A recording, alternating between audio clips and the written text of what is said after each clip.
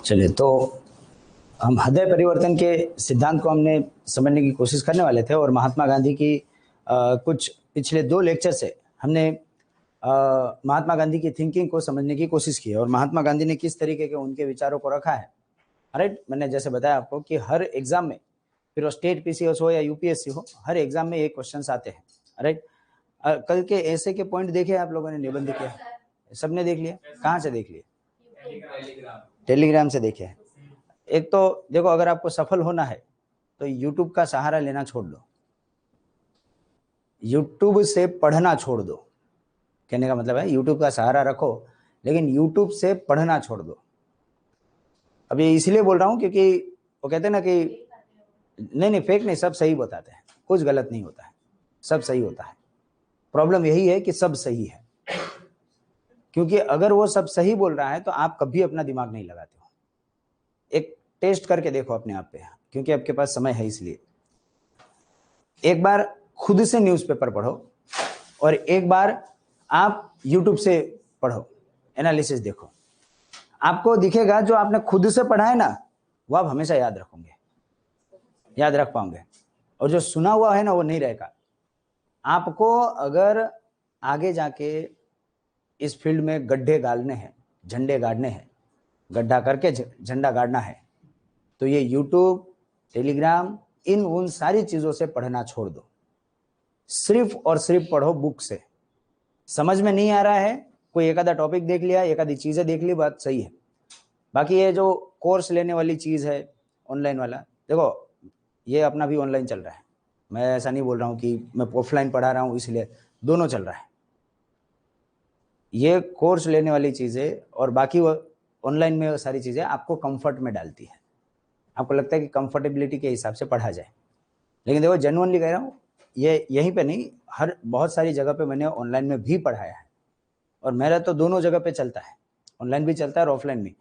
और मैंने as a student भी और एज अ फैकल्टी भी ऑनलाइन और ऑफलाइन दोनों पढ़ाया है, इसलिए तब कह पा रहा हूँ कि इसका कोई सब्स्टिट्यूट नहीं है। एक तो ऑफलाइन क्लास का और दूसरा सामने बुक रख के पढ़ने का, इसका कोई सब्स्टिट्यूट नहीं है।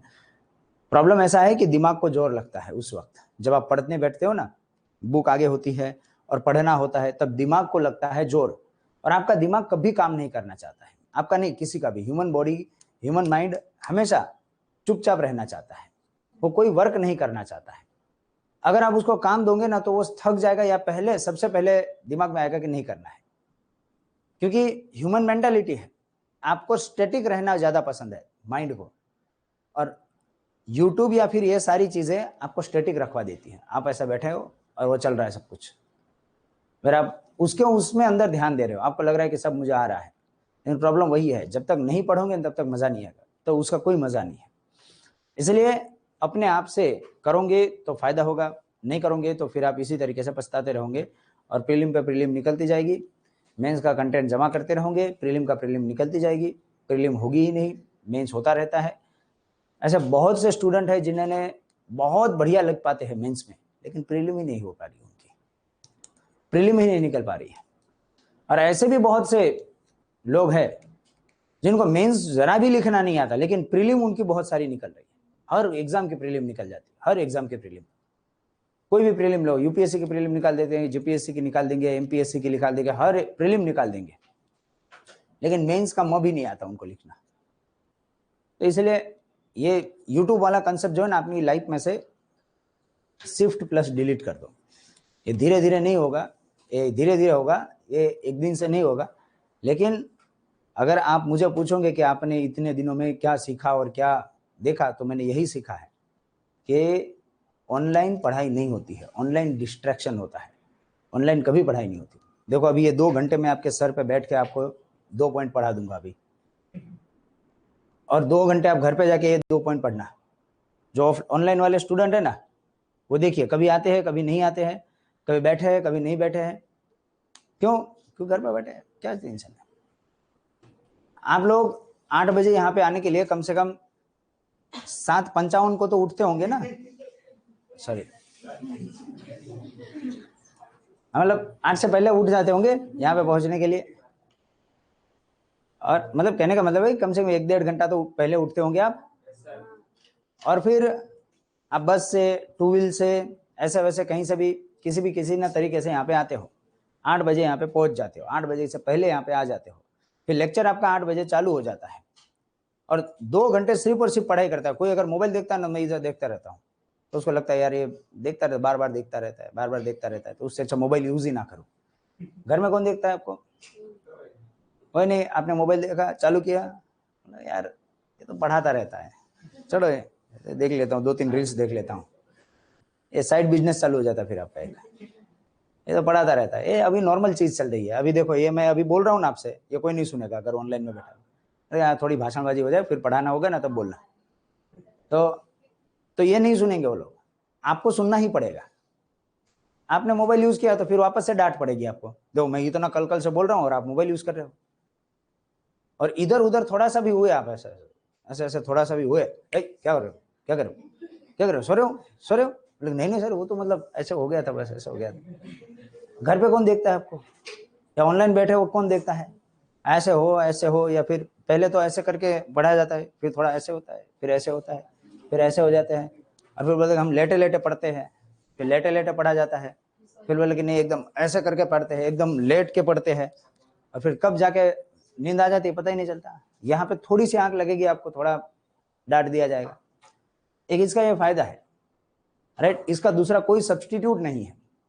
और सबसे बड़ी प्रॉब्लम का है, कोरोना ने सबका ये कर दिया था, क्योंकि 10वीं और 12वीं में सब पास हो गए, वो मास प्रमोशन हो गए। अब वैसे बच्चों को पढ़ाना पड़ रहा है मुझे यहाँ पे। आप में से तो वैसे नहीं होंगे, हाँ आप पहले वाले होंगे या फिर उसके बाद वाले होंगे, हाँ, लेकिन अभी मुझे यहाँ पे पढ़ाना पड़ रहा है। उनको पता नहीं कि 10वीं की तपन क्या होती है, 12th की तपन क्या होती है, कैसे तपा जाता है, कैसे टाइम टेबल बनाया जाता है, किस तरीके से वो एक एक टाइम टेबल की एक एक चीजों को फॉलो किया जाता है, उनको नहीं पता। उनको मास प्रमोशन मिल गया, अब उनको पढ़ाना पड़ रहा है। यहाँ पे तो ठीक है, दूसरी बैचेस चल रही थी उसमें तो मतलब इतना दिक्कत आ रही थी, मतलब उनको जब पढ़ो ना, बोलो ना कि पढ़ के आना है, पढ़ के मैं वो भी मैं पढ़ लूं, इतना टाइम है मेरे पास। मतलब जब भी आप उसको ऐसा बोलो कि भाई पढ़ के आना है, तो वो मतलब अलग ही डायरेक्शन में चला है, अलग ही दुनिया। मतलब उसको बोलना है कि भाई पढ़ के आना है, सैटरडे को टेस्ट ली जाएगी। सैटरडे टेस्ट, मास प्रमोशन नहीं होता यहाँ पे। यूपीएससी को बोलो मास प्रमोशन करवा दे, टेस्ट करे वो भी, ये क्लास में आ रहे वही तो बहुत बड़ी बात है। उनका एक्सप्रेशन ऐसा हो जाता है, क्योंकि उस वक्त आपको ऑनलाइन पढ़ाया जा रहा था। यूपीएससी में अभी उस वक्त तो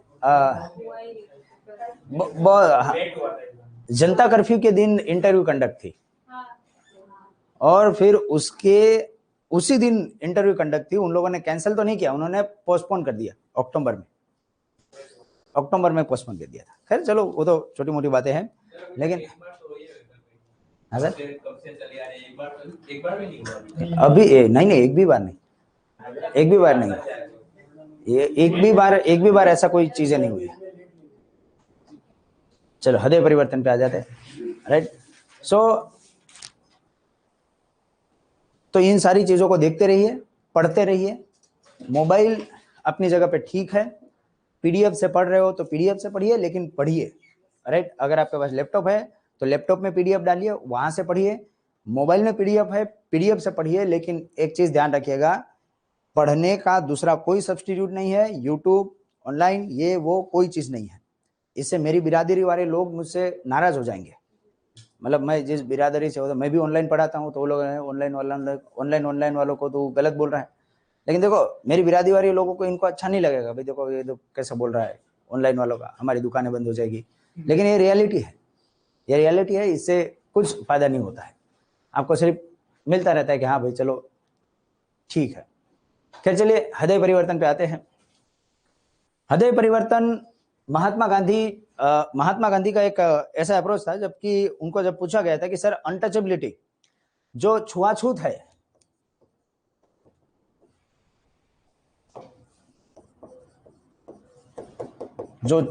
है, उसे किस तरीके से निकाला जाए। तो यहाँ पे अंबेडकर और महात्मा गांधी, एक तो अंबेडकर और महात्मा गांधी का अपना अपना पर्सपेक्टिव था, राइट।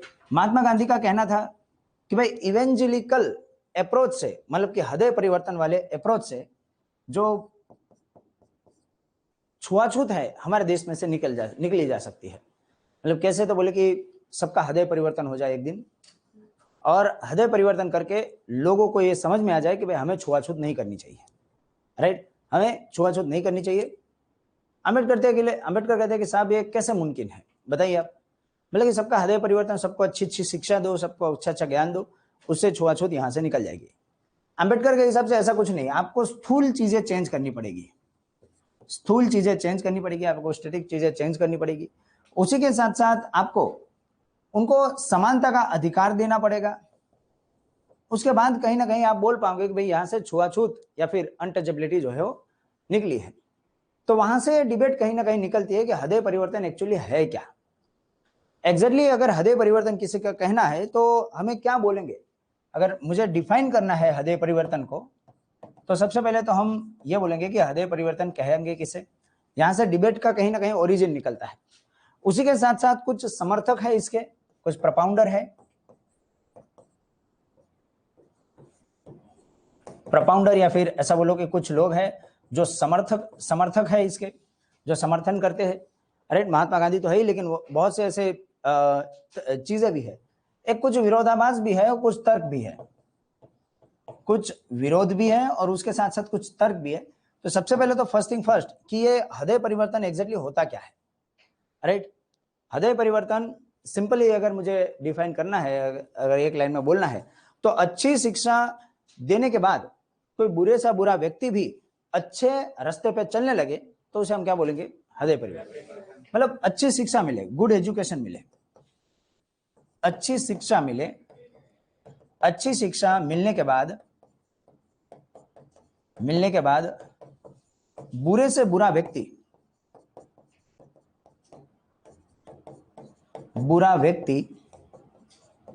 अच्छा बन जाए, अरे वो क्या हो जाए? अच्छा हो जाए। तो इसका मतलब क्या है कि किसी व्यक्ति का हृदय परिवर्तन हो गया, उस व्यक्ति का हृदय परिवर्तन हो गया।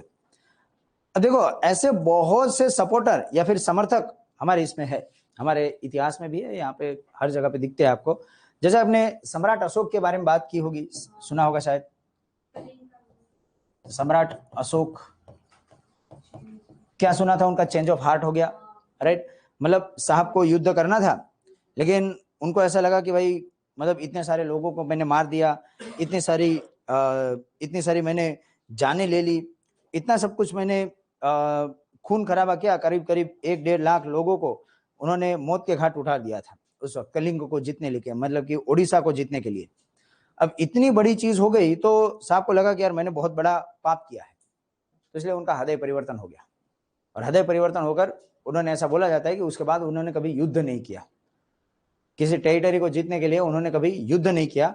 और फिर वो ऐसे ही जो है उनकी जो कामकाज है, मतलब ऐसा बोल सकते हैं कि उन्होंने फिर अपने साम्राज्य में कलिंग को तो डाल दिया, लेकिन उनके हिसाब से अभी युद्ध करना एक ऑप्शन नहीं है, हम इसी तरीके से धर्म से युद्ध को, लोगों को जीतेंगे। तो ये भी है। आपने शायद वो ये सुना होगा, एक वाल्मीकि के बारे में सुना होगा। वाल्मीकि क्या बनाया था? रामायण बनाया था, महाभारत बनाया था। वाल्मीकि ने एक तरीके से वाल्मीकि साहब जो थे एक तरीके से डकैत थे, और बहुत बड़े डकैत थे, और उनको अच्छी शिक्षा मिली, मतलब कि एक मार्गदर्शन मिला, और उसके बाद कहा जाता है कि वाल्मीकि ने एक रामायण करके महाग्रंथ का एक तरीके से गठन किया। दूसरा, आपने शायद बाबा भारती वाली कोई किस्सा सुना होगा। बाबा भारती और खड़क सिंह, सुना? ये हाँ, चोरी कर लेता है, कौन करता है? खड़क सिंह। नहीं बताएगा?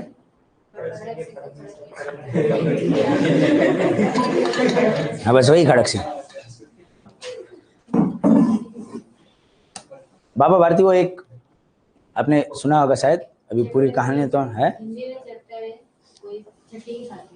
बाबा भारती और खड़क सिंह का एक चैप्टर है इसमें, है, सबने देखा होगा, नहीं देखा तो मैं थोड़ा जल्दी जल्दी बता देता हूँ, क्योंकि इस छठी सातवीं वाली कहानी को सुन के कुछ होने वाला नहीं है हमारा भला।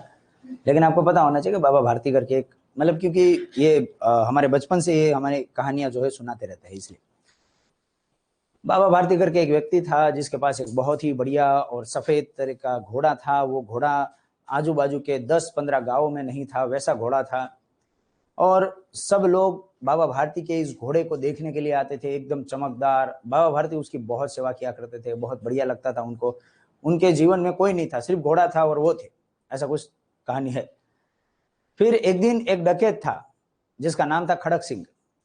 तो खड़क सिंह की नजर घोड़े पे पड़ती है, तो जैसे ही खड़क सिंह की नजर उस घोड़े पे जाती है तो खड़क सिंह को उस घोड़े को लेने की लालसा होती है। तो बाबा भारती के पास जाता है खड़क सिंह और बोलता है कि भाई मुझे ये घोड़ा चाहिए, कैसे भी करके मुझे घोड़ा दे दो। तो खड़क सिंह कहते, बाबा भारती कहते कि भाई खड़क सिंह तुम मेरी जान मांग ले, मैं दे दूंगा, लेकिन मेरा घोड़ा नहीं दूंगा। तू मेरी पूरी जमीनें ले ले, मेरा घर ले ले, सब कुछ ले ले, लेकिन मैं घोड़ा नहीं दे पाऊंगा। बोला कि मेरे सिवाय, मेरे पास इस घोड़े के सिवाय मेरे पास कुछ नहीं है। तो खड़क सिंह कहता है कि नहीं, चाहिए तो मुझे घोड़ा ही, तो कुछ भी कर, अगर नहीं देगा तो मैं छीन लेता हूं। तो बोला कि नहीं नहीं मैं नहीं दूंगा। तो बोला कि ठीक है जा।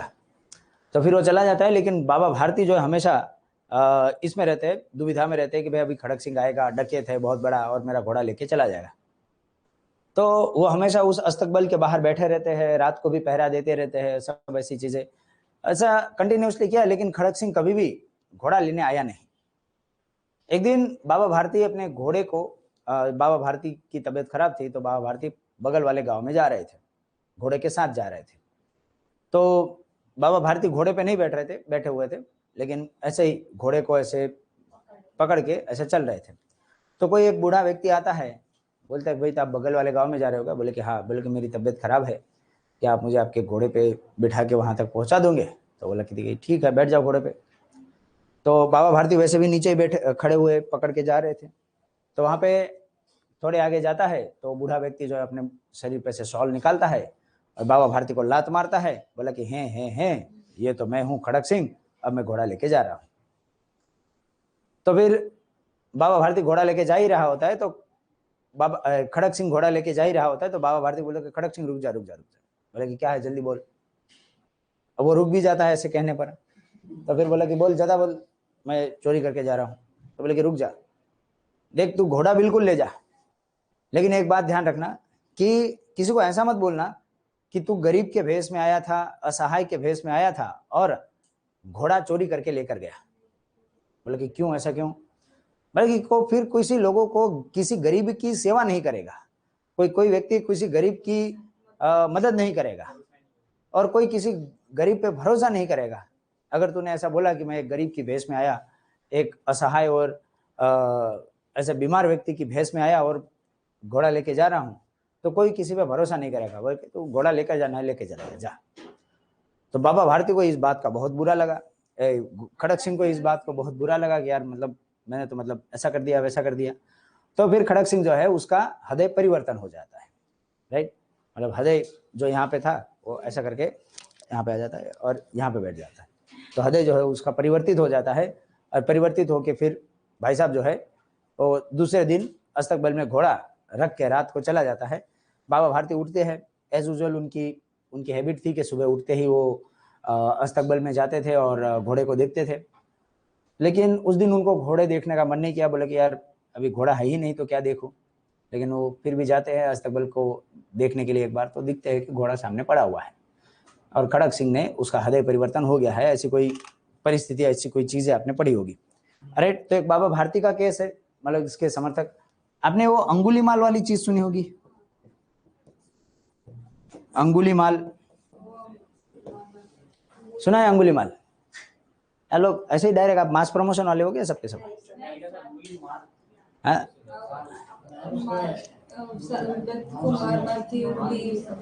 और बुद्ध में आता था, बुद्ध की कहानियों में आता था कि एक एक बुरा व्यक्ति होता है, समझ लीजिए कि उसकी एक अजीब सा शौक लगा हुआ होता है कि सबकी अंगूठा काट लेगा और उस अंगूठों की माल पहनेगा, उसका एक शौक होता है।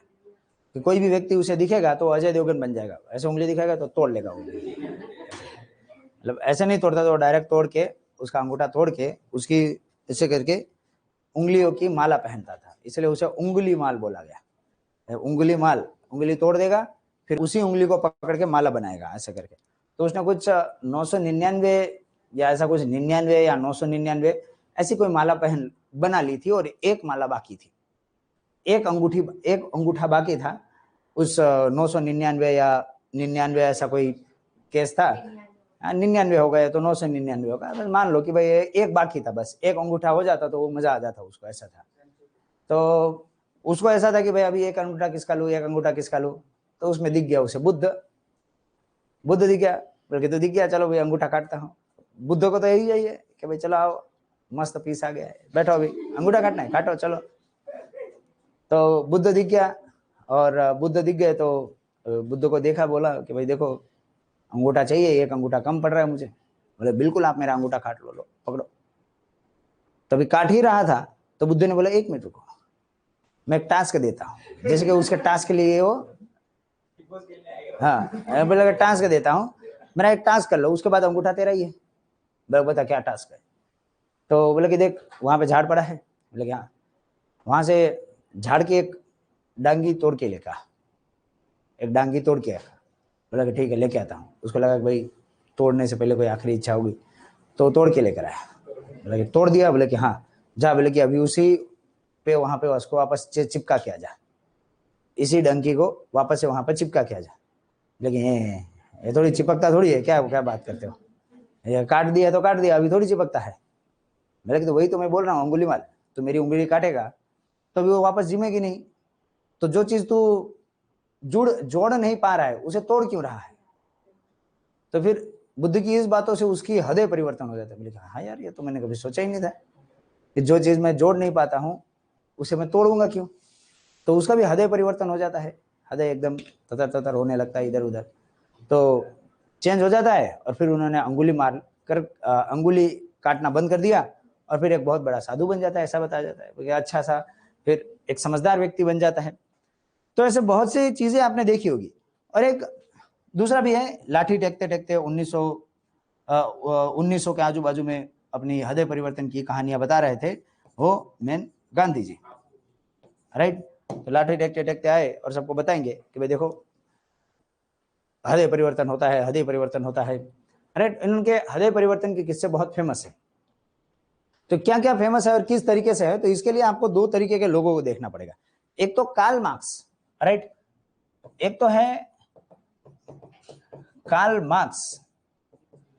मैक्स और महात्मा गांधी, राइट। तो इन दोनों के विचारों को आपको समझना होगा, तब आप ज्यादातर इनको समझोगे कि भाई एग्जैक्टली ये चीज होती क्या है। तो हम दोनों के बीच में डिफरेंसेस को समझने की कोशिश करेंगे। एक तो कार्ल मार्क्स और एक गांधी जी, राइट, गांधी जी और दूसरा कार्ल मार्क्स।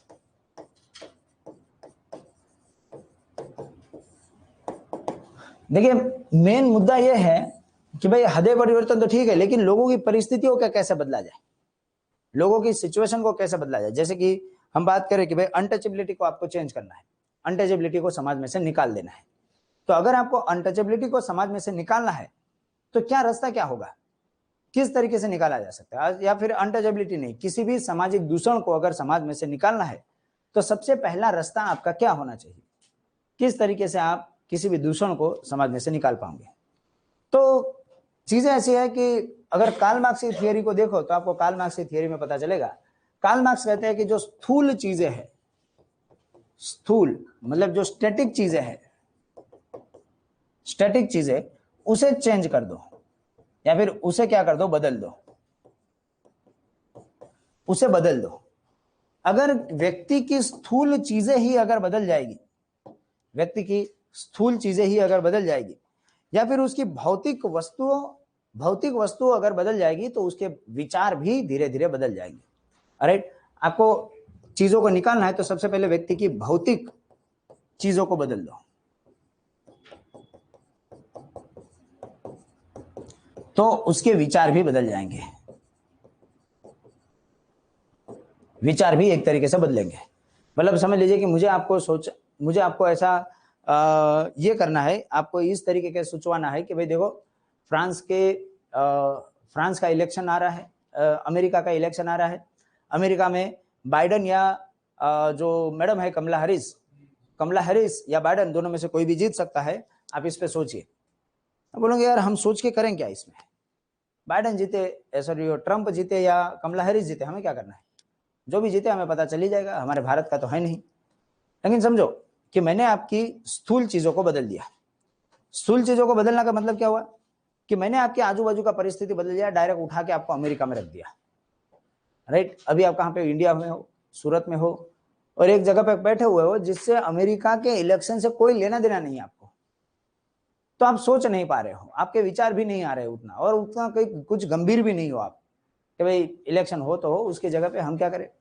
राइट, कुछ आपका विचार ऐसा है। लेकिन समझिए कि आपके आजू बाजू की भौतिक चीजों को मैं बदल दूं, और भौतिक चीजों को बदलने के लिए तो क्या कर दूं कि मैं आपकी चीजों आपको लेकर उठाकर आपको कहाँ रख दूं, वहां पे आपको अमेरिका में रख दूं। आजू बाजू की भौतिक चीजें बदल गई, अब आपके लिए अमेरिका का इलेक्शन बहुत इंपॉर्टेंट हो जाएगा। आपको लगेगा कि भाई कमला हैरिस बने या ट्रंप बने, उसमें से आपको एक राय भी बना लोगे कि यार नहीं कमला हैरिस ही बननी चाहिए या फिर ट्रंप ही बनना चाहिए। तो कार्ल मार्क्स क्या कहता है, कार्ल मार्क्स कहता है कि भाई किसी भी व्यक्ति के विचारों को अगर बदलना है, उसकी परिस्थितियों को अगर बदलना है, तो आपको सबसे पहले क्या करना पड़ेगा, सबसे पहले उस व्यक्ति के स्थूल या भौतिक चीजों को बदल देना पड़ेगा। उसकी मटेरियलिस्टिक चीजें जो आजू बाजू में है, उन मटेरियलिस्टिक चीजों को आपको बदल देना पड़ेगा। उसकी मटेरियलिस्टिक चीजें बदलेगी तो उसके विचार भी बदल जाएंगे। राइट, तो इस तरीके से कुछ कार्ल मार्क्स का कहना है कि देखो फॉर एग्जांपल सबका रिसोर्सेज अगर एक जैसा होगा किसी सबके पास, तो रिसोर्सेज एक जैसा होगा तो उनको भी विचार भी एक जैसा ही आएगा। आप रिसोर्सेज को बदल के देखिए। राइट, और उसके बाद से उसका चेंज आना चालू हो जाएगा। महात्मा गांधी का कहना कुछ अलग था। महात्मा गांधी अलग कहते नहीं, पहले आप विचार बदलो, व्यक्ति के विचार बदलो, उसके बाद स्थूल चीजें अपने आप बदल जाएगी। स्थूल चीजें जो है वो अपने आप बदल जाएगी। तो विचार बदलने से स्थूल चीजें कैसे बदलेगी।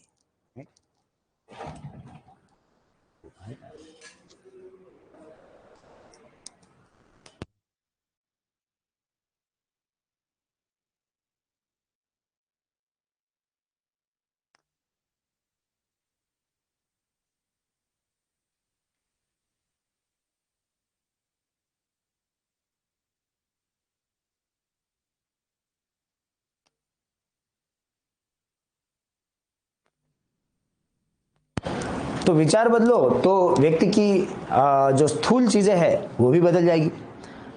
अब इनके कहने का मतलब ऐसा है कि आपको ये मानना पड़ेगा, एक ऐसा बोला जाता है कि आध्यात्मकवादी थिंकर है इस मामले में महात्मा गांधी, ऐसा बोल सकते हो कि प्राच्यवादी है, आध्यात्मकवादी है। राइट, आध्यात्मकवादी एक थिंकर है। उनका कहना है कि आप पहले विचार बदलो, आपके दिमाग में जो गलत चीजें आ रही है उस गलत चीजों को पहले तो सही करो, और उसके बाद पहले मन बदलो, मन की स्थिति बदलो, और ऊपर से फिर अपने आप आपकी स्थूल चीजें जो है वो बदल जाएगी। मन स्थिति को पहले बदलने की कोशिश करो, मन स्थिति को बदलो, उसके बाद आपकी स्थूल चीजें जो है, उसके बाद आपकी स्थूल चीजें जो है अपने आप बदल जाएगी। राइट, मनस्थिति बदलना जरूरी है। अब मनस्थिति बदलना मतलब क्या, तो उनका कहना है कि उनके हिसाब से मानो तो उनका कहना है कि भाई ईश्वर हर किसी व्यक्ति में है, हर किसी व्यक्ति में ईश्वर है। और ईसावादी सर्व, ऐसा कुछ उन्होंने ऐसा एक शब्द भी बोला है उन्होंने कि ईसावादी सर्व, मतलब कि हर व्यक्ति में एक तरीके से ईश्वर का अंश है। तो उससे क्या होता है, तो अगर कोई गलत चीजें भी होती है तो उन्हें एक तरीके से वो सही करके दे देता है। कहीं ना कहीं से गलती अगर हो रही है तो कहीं ना कहीं से वो सही भी करवा देता है। दिमाग और वो कहीं आपने वो घटनाएं सुनी होगी, मन की बातें, दिल की बातें, ऐसा कुछ। तो महात्मा गांधी जो है वो दिल की बातों पर ज्यादा भरोसा करते हैं। मेरा दिल में आया इसलिए मैंने ऐसा किया, मेरा मन तो मान रहा है लेकिन मेरा दिल नहीं मान रहा है, ऐसा कुछ बहुत बार आपने महात्मा गांधी के बारे में, या फिर आपने कभी कभी इन सारी चीजों को देखा होगा कि महात्मा गांधी हमेशा विचारों के प्रति ज्यादा प्रभावित रहे। तो विचार इन द सेंस, अगर आपके विचार बदल रहे हैं, आप विचार बदल रहे हो, विचार क्यों बदलेंगे? क्योंकि उनका मानना था कि ईशावादी सर्वे, मतलब कि ईश्वर सबके अंदर है, ईश्वर का अंश सबके अंदर है। तो कोई भी व्यक्ति गलत काम at the end of the day वो कभी करता नहीं है, और जब गलत काम वो कभी करता नहीं है तो वो पहले विचार उस तरीके का आएगा उसके अंदर, और विचार आएगा, उसके बाद कुछ चेंजेस उसके दिल में आएगा, और जब वो चेंजेस आएगा तो स्थूल शरीर भी, स्थूल जगह भी बदल जाएगी। आप अगर विचार बदलो तो, राइट, विचार बदलोगे तो आपकी सारी चीजें हो जाएगी। मतलब देखिए दोनों में एक डिफरेंस क्या है, जैसा आप क्या कह रहे हैं कि आप स्थूल चीजें बदलो उसके बाद विचार बदल जाएंगे, ये कह रहा है कि नहीं नहीं, आप विचार बदलो उसके बाद स्थूल चीजें बदल जाएगी। तो दोनों में डिफरेंस बस इतना है। चलिए एग्जांपल समझिए। पहले भारत आजाद हुआ कि भारत की आजादी का विचार आया? राइट, मतलब स्थूल चीजें पहले नहीं बदली, पहले क्या बदला? पहले विचार आया। दूसरा देखो वापस से, अगर कार्ल मार्क्स को पूछोगे यही सेम क्वेश्चन तो कार्ल मार्क्स आपको दूसरा क्वेश्चन वापस से पूछेगा कि पहले भारत आजाद हुआ कि पहले भारत गुलाम हुआ? तो गुलाम हुआ तभी तो आजादी का विचार आया। यस, तो इसका मतलब पहले स्थूल चीजें बदली, फिर विचार आया, फिर विचार आया और फिर आजादी आजादी चिल्लाए। फिर गांधी जी बोलेंगे कि अरे रुको, सब्र करो, कार्ल मार्क्स सब्र करो। पहले गुलाम हुआ कि पहले गुलाम होने की टेंडेंसी बढ़ी? कोई व्यक्ति गुलाम ही नहीं होगा, गुलाम होने ही नहीं देगा, गुलामी के विचार अगर आने ही नहीं देगा तो गुलाम कैसे होगा?